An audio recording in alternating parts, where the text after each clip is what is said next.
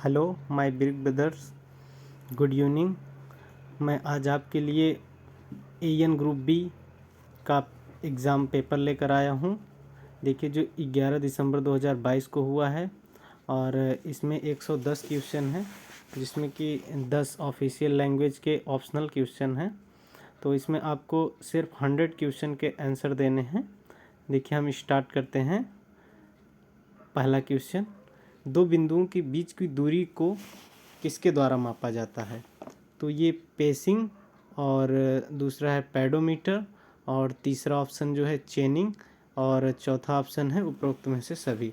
तो ये हो जाएगा उपरोक्त में से सभी। और नंबर 2 क्वेश्चन आपका है, सर्वेक्षण स्टेशनों को इस प्रकार चुना जाना चाहिए कि वे वेल कंडीशन्ड त्रिभुज बनाएं, यानी कि बी ऑप्शन आपका सही हो जाएगा। और तीसरा नंबर क्वेश्चन जो है वो है वेल्डिंग के लिए एक बाधा है। तो वेल्डिंग के लिए जो एक बाधा है वो है रेजिंग और चेनिंग, दोनों वेल्डिंग के लिए बाधा है, यानी कि सी ऑप्शन आपका सही हो जाएगा। अब चौथा नंबर जो क्वेश्चन है, प्लेन टेबल सर्वेइंग एक चित्रात्मक विधि है, यानी कि ए नंबर आपका ऑप्शन सही हो जाएगा। अब पांचवा नंबर क्वेश्चन देखिए, बिंदु ए का आरएल जो फर्श पर है 100 मीटर है और ए पर बैक साइड रीडिंग 2 मीटर है। यदि बिंदु बी पर जो कि सीलिंग पर है 3 मीटर फोर्थ साइड रीडिंग है, तो बिंदु बी का आरएल जो 105 मीटर होगा, यानी कि दोस्तों डी ऑप्शन सही हो जाएगा। आप इसको हल करेंगे तो ये 105 मीटर आ जाएगा। और 6 नंबर क्वेश्चन है कि सुरक्षा के कारक फैक्टर ऑफ सेफ्टी को किसके अनुपात के रूप में परिभाषित किया गया है, यानी कि 6 नंबर का जो होगा अल्टीमेट स्ट्रेस और अलाउेबल स्ट्रेस, यानी कि दोस्तों ये आपका 6 नंबर जो क्वेश्चन है ये सही है, यानी कि ए नंबर ऑप्शन जो आपका वो सही है। और आपका 8वां क्या है कि कंक्रीट शक्ति से बढ़ती है, यानी कि कंक्रीट शक्ति किससे बढ़ती है? तो ये आपकी सीमेंट की महीनता में वृद्धि से, यानी कि बी नंबर जो आपका ऑप्शन है वो सही हो जाएगा। अब दोस्तों देखिए 9 नंबर का क्या है। 9 नंबर आपका है, वे मिश्रण जो कंक्रीट को जल्दी जमने और सख्त करने का कारण बनते हैं वे त्वरक, यानी कि एक्सीलरेटर कहलाते हैं। बी नंबर आपका ऑप्शन सही हो जाएगा दोस्तों 9 का। अब देखिए 10 नंबर क्वेश्चन क्या कह रहा है दोस्तों कि स्टील में उच्च कार्बन की मात्रा आपकी तन्य शक्ति में वृद्धि लेकिन लचीलापन में कमी का कारण बनती है, यानी कि बी नंबर ऑप्शन आपका सही हो जाएगा। अब 11 नंबर क्वेश्चन है कि रेलवे गिट्टी के लिए आमतौर पर पसंद किए जाने वाला पत्थर बेसाल्ट या ट्रैप ग्रेनाइट होता है, यानी कि डी नंबर ऑप्शन सही हो जाएगा। अब 12 नंबर क्वेश्चन है कि अंडर रिम्स पाइल्स आमतौर पर आपका ये बोर्ड पाइल्स होती हैं, यानी कि ए नंबर आपका ऑप्शन सही हो जाएगा। 13 नंबर जो क्वेश्चन है दोस्तों आपका क्या है कि प्लेट लोड टेस्ट का उपयोग नीव की बियरिंग कैपेसिटी और बी ऑप्शन है नीव का सेटलमेंट निर्धारित करने के लिए किया जाता है, यानी कि सी ऑप्शन सही हो जाएगा। ए और बी दोनों ऑप्शन सही है। और 14 नंबर क्वेश्चन क्या है, हाइड्रेटेड लाइम का प्रभावी रूप ये आपका प्लास्टिसिटी क्ले चिकनी मिट्टी के स्थिरीकरण के लिए उपयोग किया जा सकता है, यानी कि आपका 14 का सी नंबर ऑप्शन सही हो जाएगा।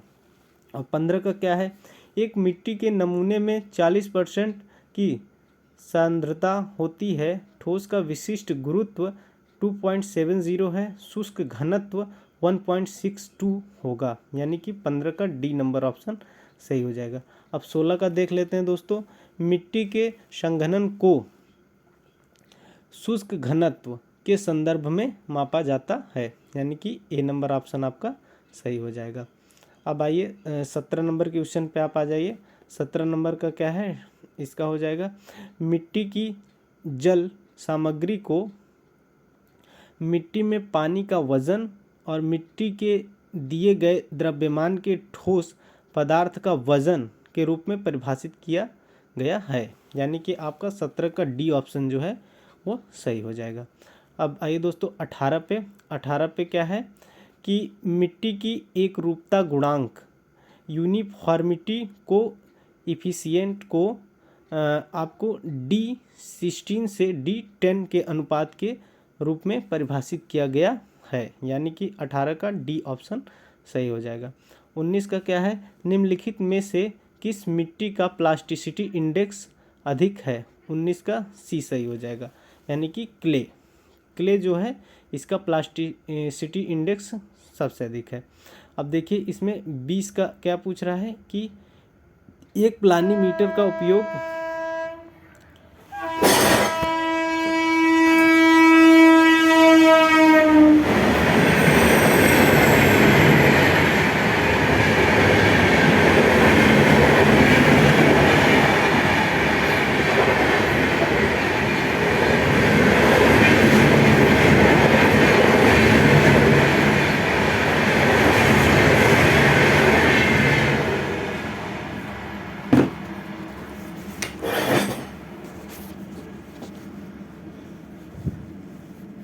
बीस नंबर आपका क्वेश्चन है कि एक प्लानीमीटर का उपयोग आपका क्षेत्र एरिया नापने के लिए किया जाता है। 20 नंबर का आपका ये हो जाएगा। अब 21 नंबर देख लीजिए दोस्तों, निम्नलिखित में से किस नदी में परिमार्जक स्कावर की गहराई का पता लगाने के लिए साउंडिंग की जानी चाहिए? यानी कि 21 का आपका जो हो जाएगा फ्लैशी नदियाँ, ए ऑप्शन आपका सही हो जाएगा 21 का। और 22 का क्या होगा, ये आरसीसी बॉक्स ब्रिज के लिए कोई वर्टिकल क्लियरेंस प्रदान करने की आवश्यकता नहीं है, यानी कि 22 का ए नंबर ऑप्शन आपका सही हो जाएगा। और 23 का आपका क्या है कि हार्ड रॉक के मामले में ग्रिप लंबाई आपकी 0.3 मीटर होती है। 23 का बी नंबर ऑप्शन आपका सही हो जाएगा। 24 का क्या है कि पुल की उपसंरचना सब स्ट्रक्चर में गर्डर शामिल नहीं है, यानी कि 24 में जो है पुल की उपसंरचना सब स्ट्रक्चर में गर्डर शामिल नहीं है। इसका 24 का डी नंबर ऑप्शन आपका ठीक हो जाएगा। और 25 का है कि पुल के जल मार्ग में कमी आमतौर पर बढ़ जाएगी, यानी कि एफ्लक्स के कारण भी बढ़ जाएगी और स्कावरिंग के कारण भी बढ़ जाएगी और औसत वेग, यानी कि ए और बी और सी तीनों ऑप्शन सही हैं, तो क्या हो जाएगा डी, उपरोक्त में से सभी। 25 का डी ऑप्शन ठीक हो जाएगा। 26 का आपका क्या है कि किसी रेलवे परियोजना की विस्तृत परियोजना रिपोर्ट सामान्यतः अंतिम स्थान सर्वेक्षण और फाइनल लोकेशन सर्वे पर निर्धारित होती है, यानी कि डी ऑप्शन आपका सही हो जाएगा 26 का। अब 27 का, यदि आर वक्रता की त्रिज्या है तो वक्र की डिग्री आपका क्या हो जाएगा 1750/r, यानी कि मीटर है, यानी कि 27 का ए ऑप्शन आपका सही हो जाएगा। 28 का क्या है, रिवर्स कर्व के बीच सीधे स्ट्रेट की वांछनीय न्यूनतम लंबाई 50 मीटर है। 28 का आपका डी नंबर ऑप्शन सही हो जाएगा। अब 29 का क्या है, बीजी के लिए ढाल पर वक्र कर्व के लिए मुआवजा 0.04% प्रति डिग्री है, यानी कि बी नंबर ऑप्शन आपका ठीक हो जाएगा। 30 का क्या है कि विभिन्न ग्रेड एक वर्टिकल वक्र द्वारा जुड़े हुए हैं, यानी कि 30 का जो है आपका सी नंबर ऑप्शन सही हो जाएगा। 31 का क्या है, निम्नलिखित में से कौन सा संगठन उपग्रह इमेजरी के मानचित्र प्रदान करता है? तो ये आपका क्या हो जाएगा 31 का आपका हो जाएगा इसरो क्या करता है आपका, निम्नलिखित में से उपग्रह इमेजरी के मानचित्र प्रदान करता है, यानी कि बी ऑप्शन आपका सही हो जाएगा इसरो। और आपका देखिए ये आपका 32 नंबर देख लीजिए दोस्तों। 32 नंबर है, एम्बैंकमेंट के निर्माण को कटिंग के निर्माण की तुलना में प्राथमिकता क्यों दी जाती है? यानी कि इसमें बेहतर जल निकासी गुण के लिए प्राथमिकता दी जाती है। अब आपका आ जाइए 33 नंबर क्वेश्चन क्या है। ब्लॉक सेक्शन में अनियंत्रित होकर स्टेशन में प्रवेश करने की कोशिश करने वाले वाहनों को फंसाने के लिए प्रदान की गई कैच साइडिंग है। तो क्या दोस्तों है, कैच साइडिंग प्रदान की गई। कौन सी साइडिंग है, कैच साइडिंग। तो ये आपका 33 का ये ऑप्शन सही हो जाएगा। 34 का क्या है कि उप शहरी लाइनों को ग्रुप सी में श्रेणी में वर्गीकृत किया गया है। यानी कि उप शहरी यानी कि सबर्बन लाइन जो सेक्शन है उनको ग्रुप सी में उसमें श्रेणी में वर्गीकृत किया गया है। South Central Railway presently higher train speed in kilometre, यानी कि दक्षिण मध्य रेलवे में वर्तमान में उच्चतम ट्रेन गति, यानी कि आपका ये हो जाएगा सी नंबर 130 किलोमीटर पर घंटा। दोस्तों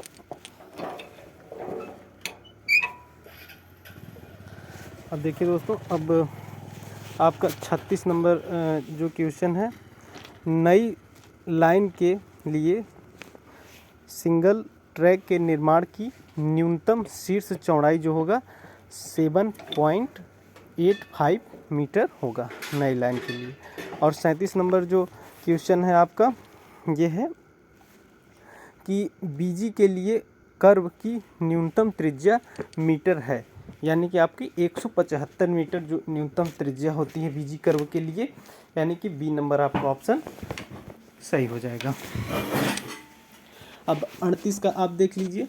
38 का क्या कह रहा है, जब दो अलग अलग ग्रेड मिलते हैं तो क्या बनता है दोस्तों, जब दो अलग अलग ग्रेड मिलते हैं आपस में तो उनमें बनता है समिट, शिखर या सैग, यानी कि सी ऑप्शन जो आपका है वो करेक्ट है। और 39 पूछ रहा है, पटरियों का झुकाव 1:20 के ढलान पर किया जाता है, यानी कि सी ऑप्शन आपका करेक्ट है। 40 नंबर क्वेश्चन क्या है, IRPWM 2020 के अनुसार रेल की मानक लंबाई कितनी है दोस्तों, यानी कि 12 मीटर भी आपकी है, सॉरी दोस्तों 12 मीटर नहीं है, यानी कि 13 मीटर है बी, और आपकी 26 मीटर, यानी कि बी एंड सी दोनों हैं, यानी कि डी ऑप्शन आपका इसमें राइट है, 40 का डी नंबर। और दोस्तों 41 नंबर क्वेश्चन क्या पूछ रहा है, IRPWM 2020 के अनुसार CTR यानी कि कंप्लीट ट्रैक रिन्यूअल, दोहरीकरण, नई लाइन और गेज परिवर्तन के लिए मुख्य लाइन में अनुशंसित रेल सेक्शन जो आपका होगा दोस्तों, यह आपका 16 किलोग्राम और न्यूनतम 19 UTS होगा। आपकी दोहरी लाइन आपकी जो हो रही है, गेज कन्वर्जन हो रहा है, तो यह आपका डी ऑप्शन 41 का सही हो जाएगा। अब देखिए दोस्तों 42 का क्या है कि फिश प्लेट होती हैं वो फिशिंग प्लेन पर रेल के संपर्क में हैं, यानी कि आपका 42 का बी नंबर सही हो जाएगा। और 43 का क्या होगा, आमतौर पर ट्रैक सर्किट क्षेत्र वाले में उपयोग किए जाने वाले लाइनर जो होते हैं वो GFN लाइनर होते हैं, यानी कि ग्लास फिलेट नायलॉन लाइनर, तो आपका सी नंबर ऑप्शन ठीक हो जाएगा। अब देखिए दोस्तों 44 नंबर क्या है कि गिट्टी की पैकिंग की जाती है, तो गिट्टी की पैकिंग दोस्तों कैसे, स्लीपर के नीचे की जाएगी हमेशा, यानी कि under sleeper, C number option आपका सही हो जाएगा। अब देखिए दोस्तों 45 नंबर क्वेश्चन, जो रेल एक स्विच में चल सकती है वह आपकी क्या कहलाती है, टंग रेल। टंग रेल क्या होती है, स्विच में चल सकती है, यानी कि वो मूव करती है, यानी कि टंग रेल हमेशा क्या कहते हैं लाइन को चेंज करने के लिए वो व्हीकल को एक लाइन से दूसरे लाइन पर ले जाने के लिए टंग रेल मूव करती है दोस्तों, तो ये आपका ए नंबर ऑप्शन सही हो जाएगा। अब 46 नंबर क्या है दोस्तों, 46 है कि IRPWM 2020 के अनुसार पैसेंजर रनिंग लाइंस में टर्नआउट को 1:12 कर्व्ड स्विच या फ्लैटर के साथ रखा जाना चाहिए दोस्तों। जो पैसेंजर रनिंग लाइन होती है उनमें 1:12 जो कर्व्ड स्विच टर्नआउट होना चाहिए उन्हीं से होना चाहिए दोस्तों, ठीक है। अब जैसे आप इसका कौन सा ऑप्शन सही है, बी। और 47 का देखिए दोस्तों, टर्नआउट में नए कार्य के लिए खुली टंग रेल के टो और स्टॉक रेल के बीच न्यूनतम गैप जो होगा वो 115 ±3 mm हो सकता है दोस्तों। ये आपका 47 का ए ऑप्शन सही हो जाएगा। अब 48 का क्या होता है? 48 का देखिए, LWR CWR बिछाने के लिए अधिकतम न्यूनतम ढाल 1/100, यानी कि बी ऑप्शन आपका सही हो जाएगा। अब आइए 49 नंबर देखते हैं दोस्तों। 49 नंबर क्वेश्चन क्या है कि 1/12 के पंखे आकार के फैन शेप्ड टर्नआउट की कुल लंबाई जो है दोस्तों वो कितनी है? वो है 39,975 मिलीमीटर होती है। 39,975 मिलीमीटर 1/12 टर्नआउट के फैन शेप टर्नआउट की कुल लंबाई होती है 39,975, यानी कि बी ऑप्शन आपका करेक्ट है। अब 50 नंबर देखिए दोस्तों कि एटी वेल्डिंग को यानी कि 70 से 75 मिनट ट्रैफिक ब्लॉक से कम में नहीं किया जाना चाहिए। यानी कि 50 का जो होगा वो यानी कि मिनिमम जो ट्रैफिक ब्लॉक होगा आपका वो होगा कितने मिनट? 70 मिनट। और 70 से 75 के बीच ही वेल्डिंग का ट्रैफिक ब्लॉक मिले दोस्तों, तभी आपका वो क्या कहते हैं वेल्डिंग करनी चाहिए, अन्यथा नहीं करनी चाहिए दोस्तों। अब इसके बाद देखिए दोस्तों नेक्स्ट क्वेश्चन 51 नंबर क्वेश्चन क्या है कि जब रेल का तापमान दोस्तों क्या होता है कि TD +20 डिग्री सेंटीग्रेड से अधिक हो जाता है, तब LWR के ट्रैक में गर्म मौसम की गश्त शुरू कर देनी चाहिए। यानी कि 51 का आपका बी नंबर जो ऑप्शन है ये करेक्ट हो जाएगा। यानी कि TD +20 डिग्री सेंटीग्रेड जब होगा तो आपका पेट्रोलिंग चालू कर देनी चाहिए दोस्तों गर्म मौसम की। और 52 नंबर इसका कौन सा सही होगा दोस्तों? बी नंबर 51 का। और 52 का क्या हो जाएगा? 52 का आपका होगा भूमि सीमा निरीक्षण PWI द्वारा 1 साल में एक बार किया जाता है। यानी कि भूमि सीमा निरीक्षण जो होगा वो 1 साल में एक बार लैंड बाउंड्री इंस्पेक्शन करेंगे PWI, और आपका इंक्रोचमेंट जो होता है दोस्तों वो 3 मंथ में एक बार करते हैं। ठीक है दोस्तों। तो अब देखिए 52 का क्या है दोस्तों आपका? 52 का वंस इन ईयर, यानी कि सी ऑप्शन एकदम सही है। यानी कि और अब देखिए 53 क्या बोल रहा है, कौन सी मशीन रिलेइंग मशीन नहीं है? यानी कि इसमें जो है UTB क्या है दोस्तों? UTB जो होती है वो कैरिंग मटेरियल, यानी कि मटेरियल को इकट्ठा करने वाली मशीन है। और आपकी T28 ये टर्नआउट लेइंग करती है। PQRS जो होती है प्लाजर क्विक रिलेइंग सिस्टम है। और TRT क्या है? ट्रैक रिलेइंग ट्रेन है। ये तीनों रिलेइंग मशीन है। और UTB क्या है? कैरिंग मटेरियल, यानी कि डी नंबर ऑप्शन आपका करेक्ट हो जाएगा। अब 54 का क्या है दोस्तों कि ट्रैक नवीनीकरण कार्य करने के तुरंत बाद आपको 20 किलोमीटर पर घंटे की गति की अनुमति है। अगर ट्रैक नवीनीकरण आपने कर लिया है तो आपको 20 किलोमीटर प्रति घंटे की अनुमति से ट्रेन को निकाल सकते हैं, यानी कि ऑप्शन सी सही हो जाएगा 20 किलोमीटर। अब देखिए दोस्तों 55 नंबर क्वेश्चन है, OMS 2000 निम्नलिखित रिकॉर्ड करता है। OMS जो 2000 होता है दोस्तों वो ट्रेन की गति और पार्श्व और लंबवत त्वरण, और ये दोस्तों यानी कि डी ऑप्शन आपका सही हो जाएगा, बी और सी।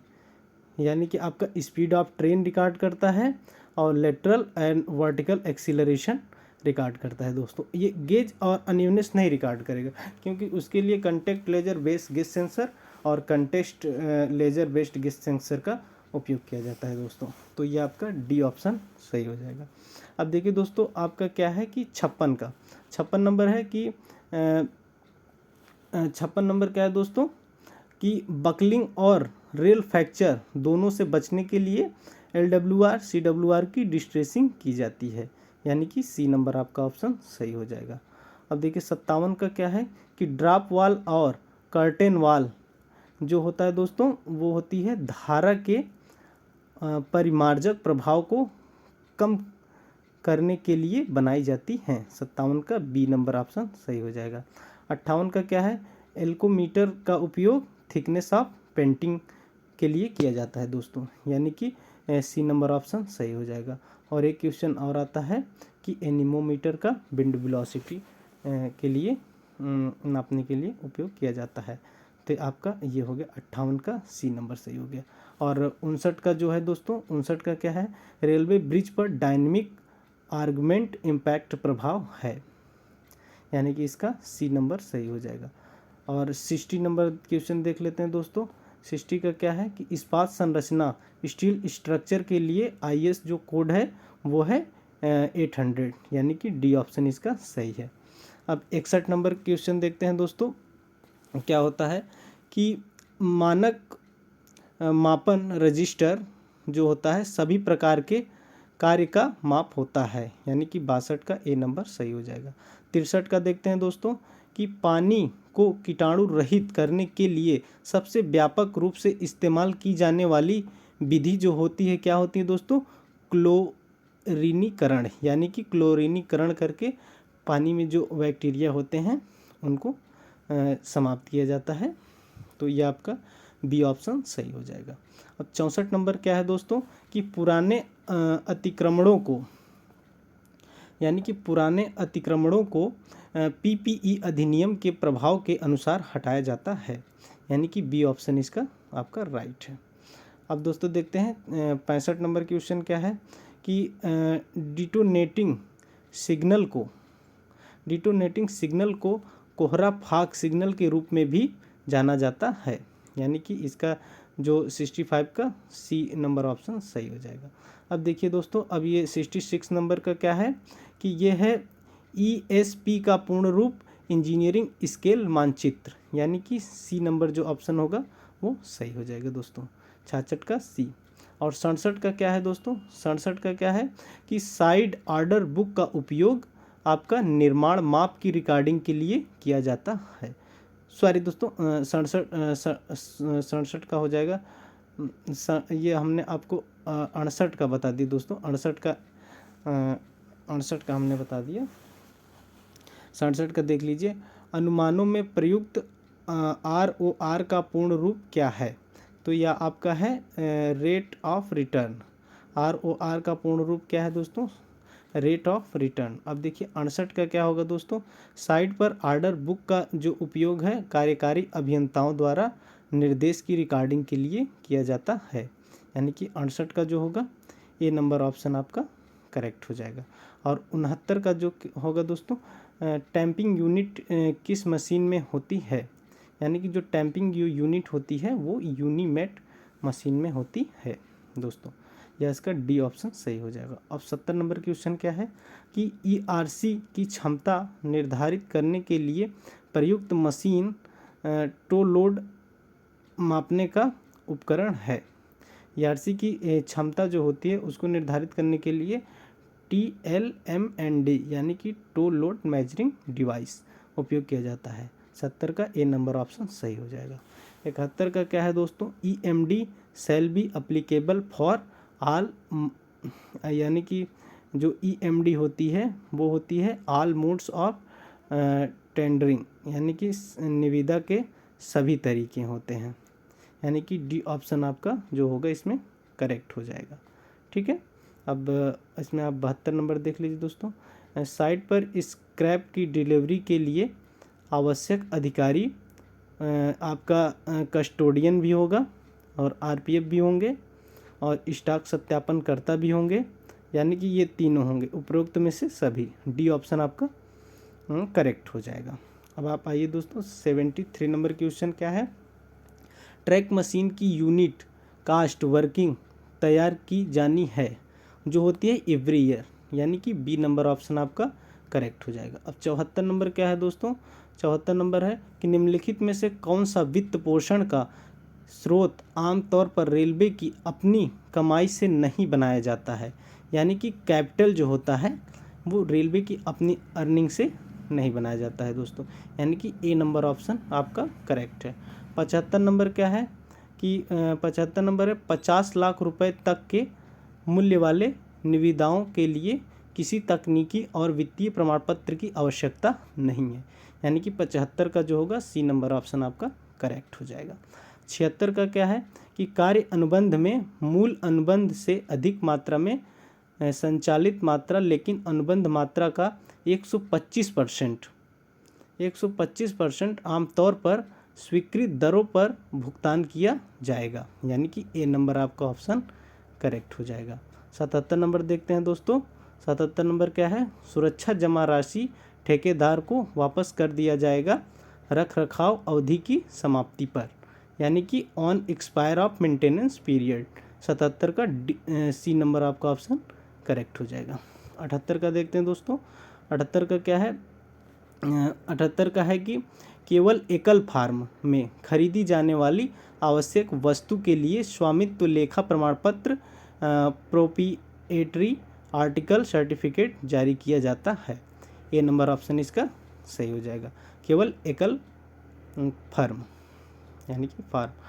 अब दोस्तों देखते हैं, अब 79 क्वेश्चन देखते हैं। निम्नलिखित में से किस फंड का उपयोग आमतौर पर उनके जीवन के पूरा होने के बाद संपत्ति के प्रतिस्थापन के लिए किया जाता है? तो ये हो जाएगा DRF, यानी कि DRF जो फंड होता है वो संपत्ति के प्रतिस्थापन के लिए किया जाता है। 79 का बी नंबर ऑप्शन सही हो जाए। अब 80 नंबर देखिए दोस्तों। कार्य अनुबंध में ठेकेदार के बिल के भुगतान की सामान्य विधि उसके बैंक खाते में इलेक्ट्रॉनिक रूप से हस्तांतरण है, यानी कि 80 नंबर का जो सी ऑप्शन करेक्ट हो जाएगा। 81 का देखिए दोस्तों। CCL को 5 दिनों से कम के लिए नहीं दिया जाना चाहिए। CCL यानी कि दोस्तों चाइल्ड केयर लीव 5 दिन से कम नहीं होती है दोस्तों, और दोस्तों ये 5 दिन से होती है। और दूसरा देखते हैं दोस्तों। 82 नंबर क्वेश्चन क्या है? 82 नंबर है, एक महिला रेलवे कर्मचारी 180 दिन के लिए मातृत्व अवकाश की हकदार होती है। तो एक महिला कर्मचारी जो आपकी होती है 180 दिन के लिए, ठीक है दोस्तों। और अब देखिए दोस्तों 83 नंबर क्वेश्चन देखते हैं। इसका ए नंबर ऑप्शन सही हो जाएगा। 83 नंबर है, संपूर्ण सेवा में औसत वेतन पर छुट्टी का अधिकतम नकदीकरण जो होता है 60 दिन है। 83 का बी नंबर ऑप्शन सही हो जाएगा। अब 84 का देखिए दोस्तों। 84 का क्या है कि 50% कैजुअल श्रम सेवा को पेंशन लाभ के लिए गणना की जाती है। 84 का 50 नंबर यानी कि डी सही हो जाएगा दोस्तों। अब देखिए 85 का क्या है? 85 का क्या है दोस्तों? पेंशन की गणना औसत परिलब्धियों के 50% की दर से की जाती है, यानी कि दोस्तों इसका क्या ऑप्शन हो जाएगा? सी ऑप्शन इसका सही हो जाएगा। 85 का सी। और 86 का देखिए दोस्तों। सेवानिवृत्ति के समय पेंशन का अधिकतम आपका 40% कम्यूट किया जा सकता है, यानी कि 86 का बी नंबर ऑप्शन जो आपका करेक्ट हो जाएगा। और 87 का क्या है दोस्तों? Minimum period of service for promotion within grade C आपका क्या हो जाएगा? मिनिमम सर्विस कितनी हो जाए दोस्तों? 3 वर्ष। ग्रुप सी के लिए जो पदोन्नति होती है वो 3 वर्ष की, यानी कि डी नंबर ऑप्शन आपका करेक्ट हो जाएगा। अब 88 का देख लीजिए दोस्तों। रेलवे भर्ती में अनुसूचित जाति अनुसूचित जनजाति के लिए आरक्षण 15 और 7.5% है, यानी कि 88 का ए नंबर ऑप्शन आपका करेक्ट हो जाएगा। अब देखिए दोस्तों 89 का देख लीजिए क्या होता है कि ट्रेड यूनियन के साथ जोनल PNM की बैठक 3 महीने में एक बार आयोजित की जाएगी। 89 का बी नंबर ऑप्शन करेक्ट हो जाएगा। और 90 का मान्यता प्राप्त ट्रेड संघ सदस्यता के माध्यम से धन एकत्र कर सकते हैं, यानी कि मेंबरशिप, ठीक है। 90 का ए हो जाएगा। 91 का देखिए दोस्तों। 91 का क्या है कि आपका 91 का क्या है कि 91 का देखिए दोस्तों क्या है 18 वर्ष से कम उम्र के बच्चों कारखाने में काम नहीं कर सकते, यानी कि 18 वर्ष से कम उम्र के जो बच्चे होंगे वो कारखाना में काम नहीं कर सकते दोस्तों। तो ये आपका 91 का जो सी ऑप्शन सही हो जाएगा। अब 92 का देख लेते हैं दोस्तों। सस्पेंशन इज ए, सस्पेंशन आपका क्या है? सस्पेंशन क्या है? माइनर पेनाल्टी है कि आपकी मेजर पेनाल्टी है कि हाईएस्ट पेनाल्टी। तो सस्पेंशन क्या है, उपरोक्त में से कोई नहीं। सस्पेंशन क्या है, ये कोई दंड नहीं है। सस्पेंशन जो आपका होता है ये आपका कोई दंड नहीं है दोस्तों। देखिए 92 का आपका क्या होगा, ये आपकी उपरोक्त में से कोई नहीं हो जाएगा दोस्तों। ठीक है, अब देखिए अब 93 नंबर जो क्वेश्चन है उसमें देख लीजिए कि क्या पुनर्नियोजन प्रशिक्षण प्राप्त कर रहे अधिशेष यानी कि सरप्लस जो कर्मचारियों के वेतन और भत्ते स्वीकार्य होंगे। यानी कि क्या कह रहे हैं कि जो पुनर्नियोजन प्रशिक्षण प्राप्त कर रहे हैं उन्हें कर्मचारियों को वेतन भत्ते स्वीकार्य होंगे दोस्तों। तो उनको जो वेतन भत्ते होंगे क्या होंगे, वे स्वीकार आपके होंगे। तो 93 का जो होगा सी हो जाएगा दोस्तों। अब 94 का क्या है, देखिए 94 का क्या है कि रिसिप्ट नोट जो होती है वो स्टोर डिपो के माध्यम से प्राप्त सामग्री के लिए जारी किया जाता है। इसका ए ऑप्शन सही हो जाएगा। और 95 का देख लीजिए, M&P कार्यक्रम को प्लान हेड 41 के तहत बजटिंग किया गया है। यानी कि 95 का बी ऑप्शन सही हो जाएगा, राइट। और 96 का देख लीजिए दोस्तों, रोजगार के घंटे नियम हावर्स ऑफ एम्प्लॉयमेंट रूल के अनुसार कर्मचारियों को आपका 4 श्रेणी में वर्गीकृत किया गया है। यानी कि होयर, HOER होयर यानी कि 4 श्रेणी में वर्गीकृत किया गया है। अब देखिए दोस्तों 97 का क्या होगा, एक सप्ताह में 54 घंटे निरंतर श्रेणी के कर्मचारियों के लिए वैधानिक सीमा है। अब देखिए दोस्तों ये हो गया। 98 क्या हो गई, 98 का है स्प्लिट शिफ्ट में अधिकतम क्या होगा कि आपके 2 ब्रेक हो सकते हैं। यानी कि ए ऑप्शन करेक्ट है। अब देखिए 99 का क्या है, 99 का क्या है, फार्म का उपयोग माइनर पेनाल्टी के लिए किया जाता है। SF11 का जो होता है माइनर पेनाल्टी के लिए किया जाता है। अब इसमें क्या होगा, अब देखिए प्रेम के संदर्भित है। प्रेम क्या है, participation of railway employee of management.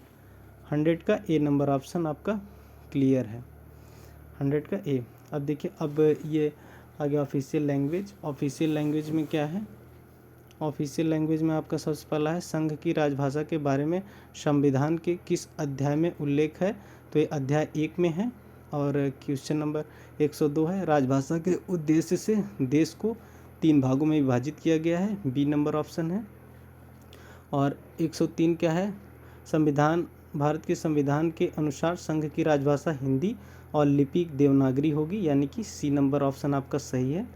और 104 नंबर क्या है कि भाषा अधिनियम की धारा 4 के तहत गठित संसदीय राजभाषा समिति में लोकसभा के कितने सदस्य होंगे। लोकसभा के दोस्तों कितने सदस्य होंगे, यानी कि 20, 10 राज्यसभा के 20 लोकसभा के। अब आपका 5, राजभाषा अधिनियम किस वर्ष पारित किया गया था। तो इसका क्या हो जाएगा 1963 में। अब देखिए दोस्तों 106 नंबर क्या है, 106 राजभाषा नियम भारत के किस राज्य पर लागू नहीं होते हैं। तो 106 का क्या है, तमिलनाडु राज्य पर लागू नहीं होते हैं। यानी कि बी नंबर ऑप्शन राइट।